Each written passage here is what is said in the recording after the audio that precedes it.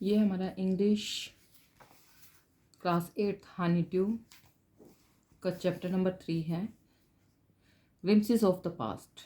Before you read, here are some pictorial glimpses of the history of our country from 1757 to 1857. ये glimpses of past का क्या मतलब है? यहाँ पे glimpses of past होता है कि past की कुछ झलक हम देखें। तो पढ़ने से पहले इस चैप्टर को पढ़ने से पहले हम क्या करेंगे, कुछ ये हमें पिक्टोरियल ग्लिम्पसेस दी गई हैं हिस्ट्री की, हमारी कंट्री के बारे में। फ्रॉम कहाँ से कहाँ तक? 1757 से लेके 1857 तक।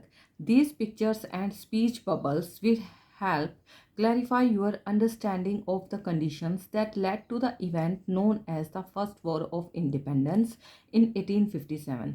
अब ये जो पिक्चर्स हैं और ये स्पीच बबल्स हैं, विल हेल्प, आपकी हेल्प करेंगे। क्या क्या क्लैरिफाई करेंगे? क्या समझने में, ऑफ द कंडीशन, किस तरह की कंडीशन थी, that led to the event known as the first war of independence, जिससे हमें कुछ इवेंट्स के बारे में पता चलेगा कि जो first war of independence in 1857 में थी, वह उस टाइम पे क्या कंडीशन रही होंगी। अब हम सबसे पहले पढ़ेंगे द मार्टियर्स। मार्टियर्स होता है जो शहीद होते हैं, जो अपने देश के लिए जिन्होंने अपने प्राणों का बलिदान दिया है, the martyrs. At a function in Delhi, एक दिल्ली में फंक्शन हो रहा था। O my country man, let your eyes fill with tears as you recall the sacrifices of India's martyrs. ओ मेरे देशवासियों, ये जो लता मंगेशकर जी हैं, यहाँ पर जवाहरलाल नेहरू आपको दिखाई दे रहे हैं, इंदिरा गांधी जी दिखाई दे रही हैं, लाल बहादुर शास्त्री जी दिखाई दे रहे हैं। तो उस टाइम पे वहाँ दिल्ली में एक फंक्शन हुआ था, तब लता मंगेशकर जी ने एक सॉन्ग गाया था अपने देशवासियों के लिए। उसमें क्या था? ओ माई कंट्रीमैन, ओ मेरे देशवासियों, let your eyes fill with tears, अपनी आँखों को आंसुओं से भर लो, उस इन आँखों में आंसू आने दो। As you recall the sacrifices of India's martyrs, क्यों, कब आएंगे वो आँखों में आंसू? जब तुम उन इंडिया के मार्टियर्स को, शहीदों के सेक्रीफाइसेस को याद करोगे तो अपने आप ही तुम्हारी आंखों से आंसू बहने लगेंगे। और वो सॉन्ग क्या था? ऐ मेरे वतन के लोगों, जरा आंख में भर लो पानी। अब नेक्स्ट हमारा है सेकंड, द कंपनीज कंक्वेस्ट। मतलब कंक्वेस्ट होता है विन करना। कंपनी क्यों जीती, क्यों उस कंपनी का आधिपत्य स्थापित हुआ हमारे इंडिया में। 1757 से लेके 1849 तक का है ये आपका overview. With its superior weapons, the British East India Company was extending its power in 18th century India. जो इंडिया के पास सुपीरियर वेपन थे, चाहे वो किसी भी तरह के थे, चाहे वो इमोशनल थे, चाहे उनकी डिवाइड एंड रूल की जो नीति थी वो थी, या फिर वो ओरिजिनल में जो वेपन्स थे उनके पास, कुछ भी, हर तरह के वेपन्स इसमें बताए गए हैं। तो with its superior weapons the British East India Company was extended, British East India company अपनी जो पावर है वो इंडिया में 18th सेंचुरी में एक्सटेंड करती जा रही थी, एक्सटेंड होती जा रही थी उसकी पावर। यहाँ पे आप देखोगे ये 1765 का इंडिया का मैप है, जिसमें इंडियन प्रिंसेस का इतना आधिपत्य था और ब्रिटिश टेरिटरी का सिर्फ इतना था, बंगाल और यहाँ उड़ीसा के कुछ क्षेत्र में। लेकिन इंडियन प्रिंसेस वर शॉर्ट साइटेड, लेकिन जो इंडिया के प्रिंसेस थे, क्योंकि उन्होंने ऐसा कभी सोचा ही नहीं कि ऐसा भी होता है और ऐसे कोई ट्रेडिंग के लिए आएगी कंपनी और हमारे ही देश को हमसे छीन लेगी, तो वो बहुत शॉर्ट साइटेड थे जो इंडियन प्रिंसेस थे। दैट अपस्टार्ट राजा भा call the English merchants, they will help me to defeat him. अब जो राजा भा थे, उन्होंने देखा, उन्होंने जो इंग्लिश मर्चेंट थे उनको कॉल किया। कॉल करने का मतलब उनको आमंत्रण दिए। They will help me to defeat him, किस लिए आमंत्रण दिए? कि एक राजा दूसरे राजा से लड़ने के लिए अगर वो जीत नहीं पा रहा है तो वो क्या करेगा? इंग्लिश मर्चेंट्स का या इंग्लिश मैन जो थे उनका सहारा लेने लगे कि हमें, आपके पास जो सुपीरियर वेपन्स हैं, हमारी हेल्प करो दूसरे राजा को हराने के लिए। तो उनको ये नहीं पता था कि ये तुम्हारे लिए आगे जाके कितनी खतरनाक सिद्ध होगी। The people had no peace due to such constant fights. अब पीपल के पास ये कॉन्स्टेंट फाइट चलती रही कोई किसको बुला रहा है, कोई किसको बुला रहा है, कोई उसको हराने जा रहा है। तो ये अब वहाँ पर अपने इंडिया में कोई पीस नहीं था, ठीक है, कॉन्स्टेंट फाइटिंग चलती रही। The rivalries help the East India company and it could easily subdue Indian princess one by one. अब जो राइवलरी थे वो हेल्प करने लगे। राइवलरी मतलब जो विरोधी होते हैं वो ईस्ट इंडिया कंपनी की हेल्प करने लगे। किस चीज़ में? It could easily subdue Indian princess one by one, कि जो इंडियन प्रिंसेस हैं उनको सबड्यू करते रहे, उनके ऊपर आधिपत्य जमाते रहे आसानी से। A far-seeing ruler like the brave Tipu of Mysore fought the British till he died fighting। जो फॉर सिंह रूलर था, टीपू सुल्तान के बारे में जानते हैं। तो टीपू सुल्तान जो मैसूर के राजा थे, वो जो फॉर सिंह थे, उनको दूर का पता था, वो दूरदर्शी थे कि हाँ ये अंग्रेज किस लिए आए हैं और क्या कर सकते हैं आगे। तो वो जो टीपू सुल्तान थे वो अंग्रेज़ों से लड़ते रहे जब तक वो जिंदा रहे। Thank God there is peace in the country now. No more wars and no looting by thugs। अब ये जो हमारे देश में के राजा थे वो क्या कह रहे, उनको कुछ पता ही नहीं है कि क्या चल रहा है देश में, ये अंग्रेज ऐसा क्यों कर रहे हैं। वो कहते थैंक गॉड, भगवान का शुक्रिया है कि अब हमारी कंट्री में कोई भी मतलब ठग नहीं होंगे, कोई वार नहीं होगा, कोई लूट नहीं होगी। अब हमारे कंट्री में पीस ही पीस होगा। उनको कुछ पता ही नहीं है।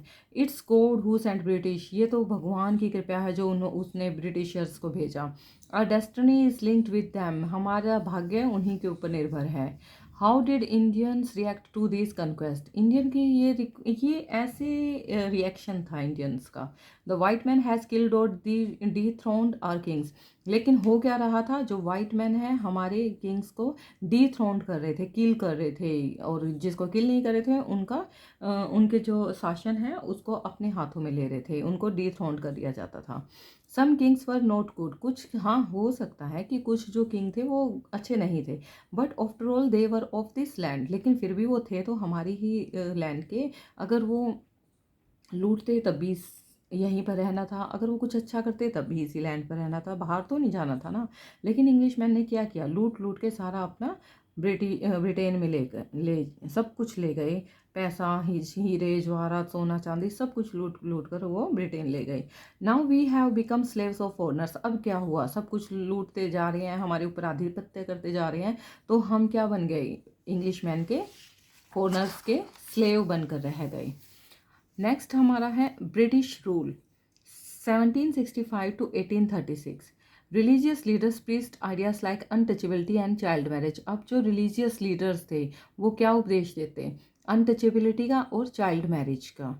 Anyone who crosses the seas loses his religion, वो कहते कि जो भी सी को क्रॉस करके जाएगा कहीं भी, वो अपने धर्म को खो देगा। देखो पहले हमारे इंडिया में क्या होता था, मांस मदिरा का सेवन नहीं किया जाता था, ठीक है। जो आर्यास थे मांस मदिरा का सेवन नहीं करते थे, लेकिन ये जो इंग्लिश मैन थे, आप कह सकते हो क्रॉसिस द सी और द सीज, वहाँ पर आपको अभी भी पता है कि नॉन वेज ज़्यादा यूज़ होता है। तो इसलिए वो कहते थे कि अगर तुम सी क्रॉस करके जाओगे तो तुम अपने धर्म को खो बैठोगे। All the misery in the world is due to women, ये जो कुछ भी हो रहा है वो वुमेन के वजह से हो रहा है। तो the truth was that Indian had lost self respect, the British scorned them. ये मतलब सच क्या था, सच ये था कि इंडियंस ने अपनी ही सेल्फ रिस्पेक्ट खो दी थी। क्यों? क्योंकि वो दूसरों की अंग्रेज़ों की जी हजूरी करते हैं, उनकी तलवे चाटने लग जाते, कई ऐसे थे इंडियंस, तो वो क्या है, अपनी सेल्फ रिस्पेक्ट खो दी। तो natives are unworthy of trust, जो अपने ही देश के थे वो क्या है, ट्रस्ट तो उनके ऊपर रहा ही नहीं। इनकेपेबल ऑफ ऑनेस्टी, वो बिल्कुल भी ईमानदार नहीं रहे। To your honour but I am honest, और उनको जाके कहते कि हम ऑनेस्ट हैं, ठीक है, अपनों से तो गद्दारी और दूसरों से honesty. But merchants, the British wanted quick profits. Their heavy taxes forced farmers to abandon their fields. जो मर्चेंट्स थे, ब्रिटिशर मर्चेंट्स बन के आए थे, अब वो बहुत जल्दी प्रॉफिट चाहते थे। अब उन्होंने हैवी टैक्सेस लगाने शुरू कर दिए फार्मर्स पर, ताकि वो उनकी फील्ड्स को, उनकी जो लैंड है उनको अबंडन किया जाए, वो अपने कब्जे में ले सकें।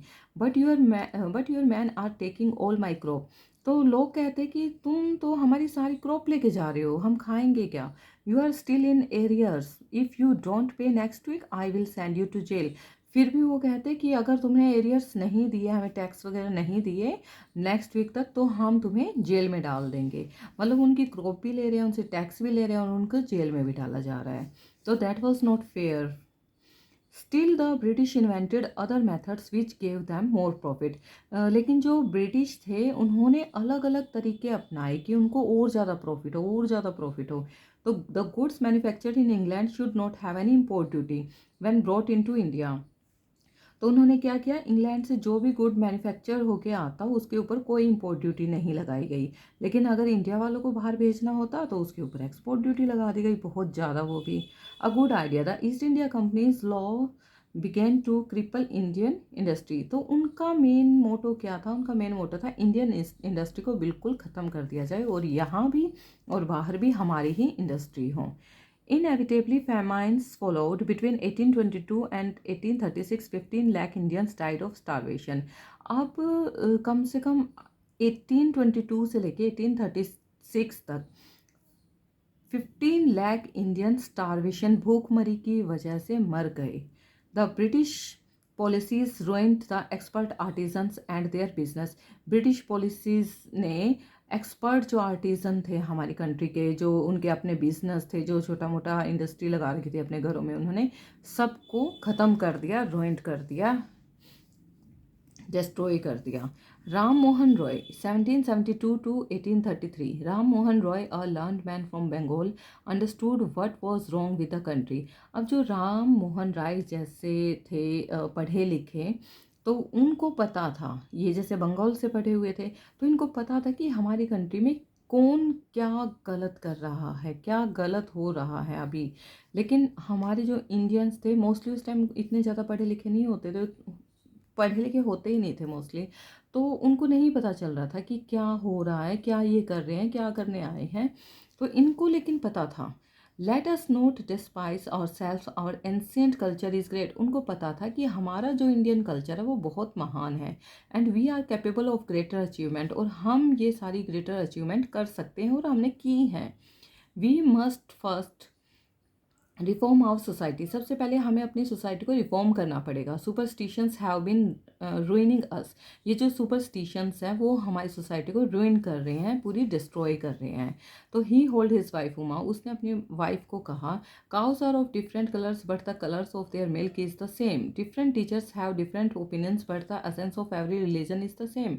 उन्होंने कहा जो गाय होती है, गाय अलग अलग कलर की होती है, कोई वाइट है, कोई ब्लैक है, कोई रेड है, अलग अलग कलर की होती हैं, लेकिन उनका जो मिल्क है सबका वो सेम कलर का होता है, वाइट। इसका मतलब ये है कि ये जो टीचर्स हैं ये अलग अलग तरह से टीचिंग तो कर रहे हैं, लेकिन उनका जो मेन मोटो है वो है सेम, लेकिन कुछ उसको गलत तरीके से लेके आ रहे हैं, ठीक है, कुछ ने उसको सुपरस्टिशन बना दिया है और कुछ अच्छे तरीके से लेके आ रहे हैं।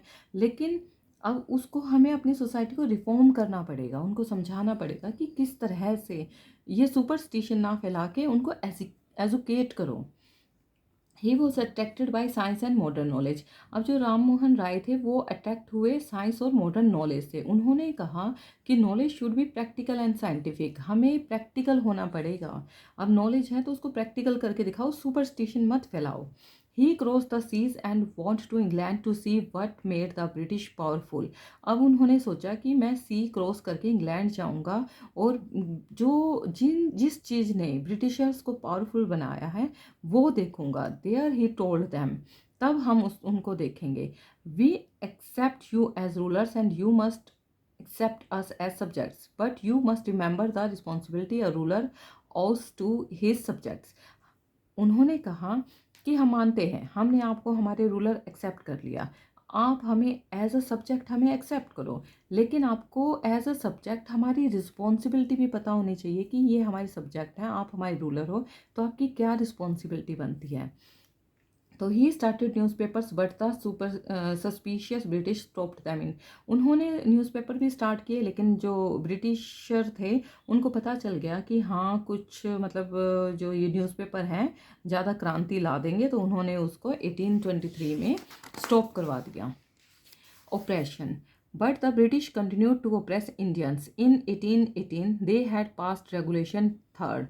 Under it, an Indian could be jailed without trial in a court. अब ये oppression क्या मतलब कैसे इंडियंस को oppress किया गया बिल्कुल कि ब्रिटिशर ने क्या कर दिया अब इंडियंस को बिल्कुल दबाना शुरू कर दिया बिल्कुल कि वो बोल भी ना पाए 1818 में क्या किया उन्होंने कि एक रेगुलेशन एक्ट निकाला जिसमें इंडियंस को बिना किसी कोर्ट में ये कहे कि हाँ इसने ये गलत काम किया है ये ठीक काम किया है उनको बिना कुछ बताए सीधा जेल में डाल दिया गया All the time, British officers in India drew big salaries and also made fortunes in private business. अब जो ब्रिटिश ऑफिसर्स थे बहुत ज़्यादा सैलरी लेते थे और अपने प्राइवेट बिजनेस भी उन्होंने स्टार्ट कर दिए by 1829 Britain was exporting British goods worth 7 crore rupees to India 1829 में ब्रिटेन जो है उसने एक्सपोर्ट किया इंडिया को अपना जो भी गुड्स थे जो भी चीज़ थी 7 करोड़ रुपीज़ की उस टाइम में 7 करोड़ रुपीज़ की तो the British prospered on the company's loot while Indian industry began to die.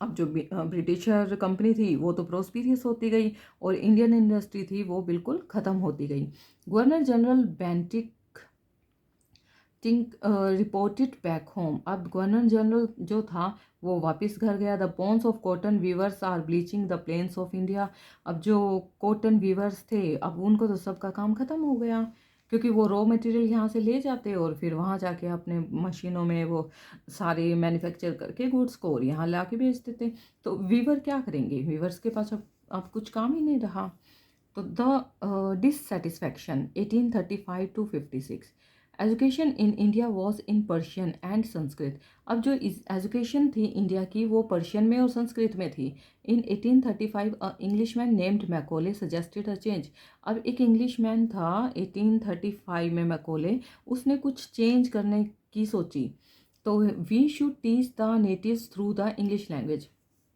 उन्होंने कहा कि हम ये जो इंडिया वाले हैं इनको इंग्लिश लैंग्वेज टीच करना स्टार्ट कर दें तो दूसरे का ओके एग्री क्यों ऐसा क्यों हुआ English education produced clerks to whom the British gave petty jobs under them अब इंग्लिश मैन इतनी दूर से आ रहे हैं और वो क्लर्क की छोटी मोटी जॉब कर रहे हैं तो वो वर्थफुल नहीं लगी उनको वो वर्थलेस थे तो उन्होंने कहा इन्हीं को सिखा देते हैं थोड़ा बहुत काम और इन्हीं से करवाते हैं छोटे मोटे सारे काम incidentally it also produced a new generation of intellectuals उन्होंने उनको लगा कि हाँ हम फिर ऊपर के मेन जो काम है वो रह जाएगा हमारा ये नीचे के काम सारे इंडियंस ही करेंगे we must educate our brothers तो इन्होंने भी सोचा कि हाँ हमें अपने भाइयों को एजुकेट करना चाहिए and try to improve their material condition और उनकी जो मटेरियल कंडीशन है जो इतनी बुरी हालत हो चुकी है उसको इम्प्रूव करना चाहिए for that we must convey our grievances to the British parliament उन्होंने कहा हमें अपना ये मैसेज ब्रिटिश पार्लियामेंट के पास सेंड करना पड़ेगा अब बाय 1856 तक the British had conquered the whole of India अब ये देखो पिंक एरिया ये कितना ज़्यादा ब्रिटिशर ने सारा ऑक्यूपाई कर लिया था कन्क्वेयर कर लिया था they care little about the needs of Indians वो बिल्कुल ना के बराबर इंडियंस की नीड का केयर करते थे our kings have become puppets and we have lost our old jobs सारे जो किंग्स रह गए थे यहाँ पर वो एज अ पपेट रह गए थे जैसा ये ब्रिटिशर्स कहते वैसा ही वो करते और एंड लैंड सब कुछ जॉब लैंड सब कुछ खो दिया था अब इंडियंस ने they are converting our brothers अब ये कहने लगे इंडियंस कि वो हमारे ब्रदर्स को कन्वर्ट करना स्टार्ट कर दिया है you only talk do something to drive them out अब इन लोगों ने स्टार्ट किया इंडिया वालों को थोड़ा समझ में आया कि इन लोगों को अब यहाँ से भगा देना चाहिए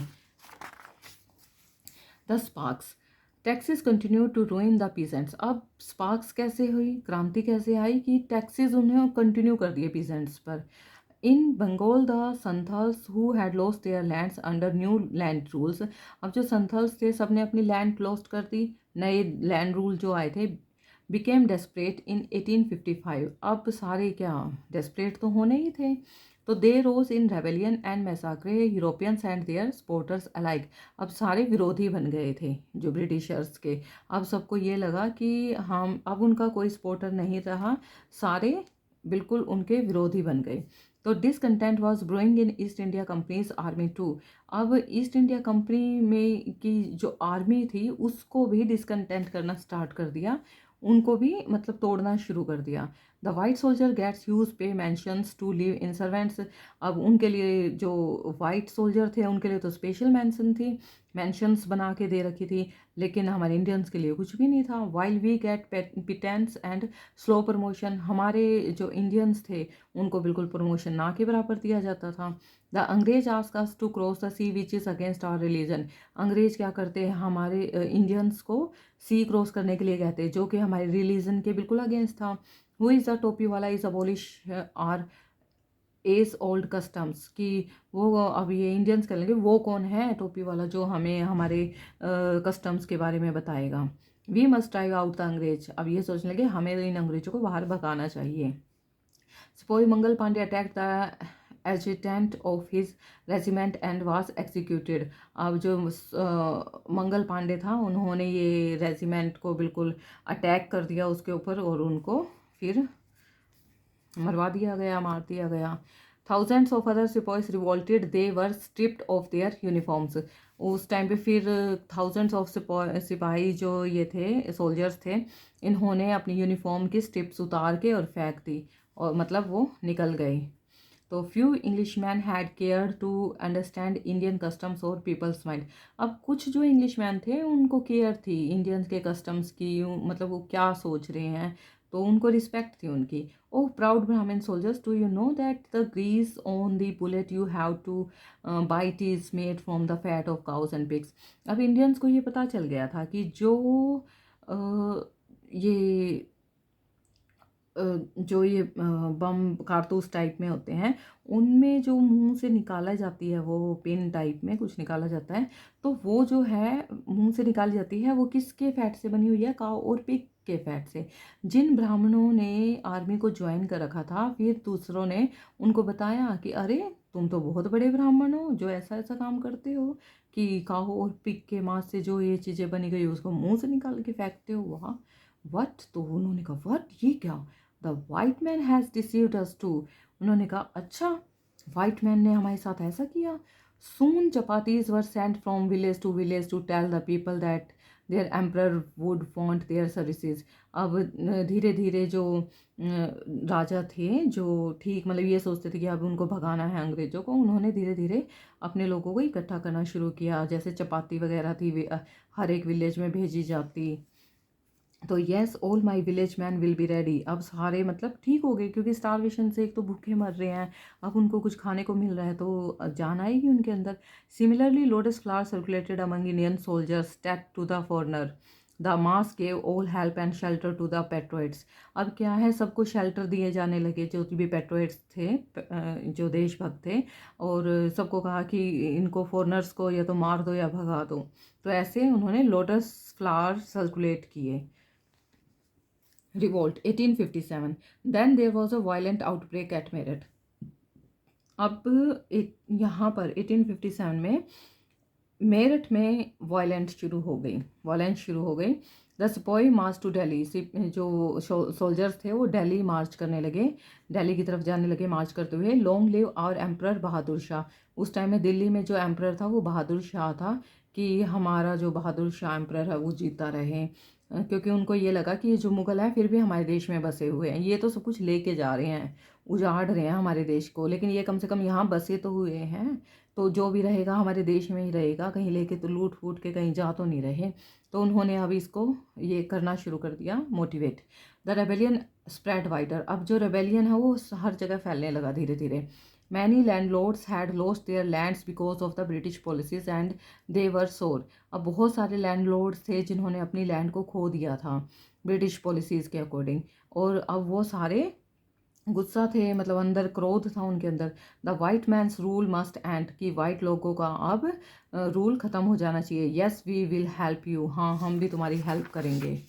तो द फाइट फॉर फ्रीडम। अब 1857 में जो फ्रीडम के लिए फ़ाइट शुरू हुई, many farmer rulers like Begum Hazrat Mahal of Lucknow were beater. अब वो उसकी भी सारी जो किंगडम थी वो वाइट लोगों ने ले ली थी, तो उसको भी ये था कि नहीं इनको निकालना है किसी ना किसी तरह। पॉपुलर लीडर्स लाइक मौलवी Ahmadullah of Faizabad told the people. अभी इन्होंने, जो पॉपुलर लीडर थे मौलवी अहमदुल्ला ऑफ फैज़ाबाद, इन्होंने भी लोगों के साथ मिलना शुरू किया।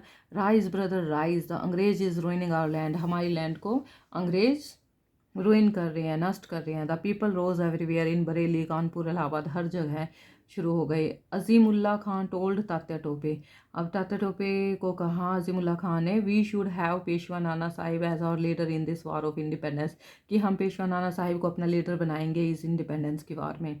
The patriots pounced upon the British and fought pitched battles all over North India, अब हर जगह देशभक्तों की लहर दौड़ गई। 80-year-old Kunwar Singh of Bihar received a bullet in his wrist, उसको उसकी कलाई में गोली भी लगी। वो 80 साल के थे, कुंवर सिंह ऑफ बिहार।